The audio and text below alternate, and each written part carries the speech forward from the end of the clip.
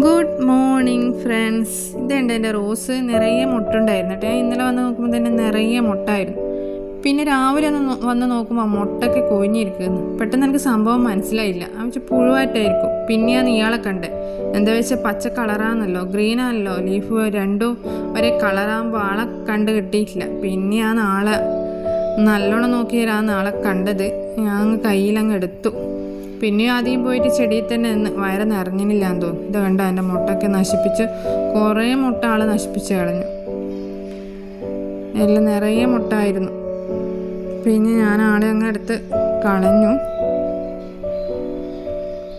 പക്ഷെ നമ്മളെ ചെടികളെല്ലാം ഒന്ന് നോക്കി പ്രൂൺ ചെയ്ത് കൊടുത്തു. ഇതൊക്കെ മുട്ടിട്ട് കഴിഞ്ഞ് പോലെ വിരിഞ്ഞ് കഴിഞ്ഞത്. ഇനിയിപ്പോൾ അതെല്ലാം കട്ട് ചെയ്യണം, എന്നാലേ പുതിയ മുട്ടുകൾ ഉണ്ടാവുകയുള്ളൂ. ഇതാട്ടോ എൻ്റെ ഗാർഡനിലെ സുന്ദരി ചെമ്പരത്തി. എന്താ വെച്ചാൽ സുന്ദരി ചെമ്പരത്തി എന്ന് വിളിക്കാൻ കാരണം, എൻ്റെ ഗാർഡനിലെ ചെമ്പരത്തികളിൽ ഏറ്റവും വലുപ്പം കൂടിയത് ഇവളാട്ടോ. നല്ല വലുപ്പമാണ്, അതുപോലെ തന്നെ കാണാനും അതിസുന്ദരിയാണ്.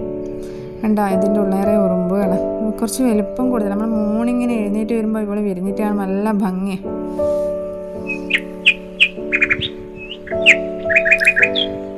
ഇവിടെ ഈ സമയത്ത് രാവിലെ മോർണിങ്ങിന് തുമ്പികളും പൂമ്പാറ്റകളും ഒക്കെ കേട്ടോ. മോർണിങ്ങിനും ഉച്ച സമയത്തും ഇതൊക്കെ ഒരു എന്താ പറയുക, നല്ലൊരു വൈബ് അതൊക്കെ. Okay friends, have A nice day.